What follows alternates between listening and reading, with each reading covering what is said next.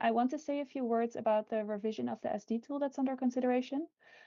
First, we appreciate the 18-month review cycle that's built into the tool because this provides an important opportunity to reassess the suitability to fulfill the mandate for robust social and environmental safeguards. And we watched the Secretariat's advanced video presentation on the process of the SD tool review, which was very informative. So thank you, Secretariat, for preparing that. However, we do think that the scope and extent of the review are not yet sufficient to address the concerns raised by many in response to the call for input of this meeting. And I want to explain to you why we think a much more fundamental revision of the tool is needed.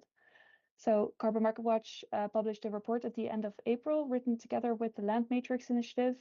And we examined whether Article 6.4 adequately protects indigenous peoples and local communities.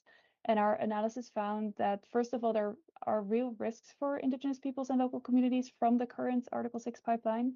Of all the projects that have either requested transition from the CDM or that have submitted prior consideration notification, we found over 400 land-intensive projects that risk directly overlapping with the land of formerly recognized or unrecognized indigenous peoples or of the lands of local communities.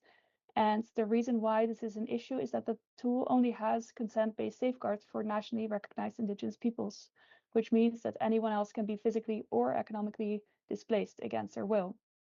We therefore also disagree with the conclusion from the Secretariat's advanced video presentation that the Cancun safeguards are already reflected in the SD tool, because the Cancun safeguards are not limited to nationally recognized indigenous peoples.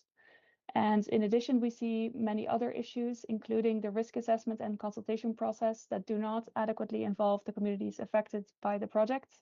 And there's also a very limited mandate for DOEs to independently validate the risk assessment. Overall, we fear that the current safeguard framework will fall short in protecting the people affected by projects under the PACM. And we urge members and alternative members to consider our recommendations and concerns, as well as those from other civil society groups and academics that have submitted input.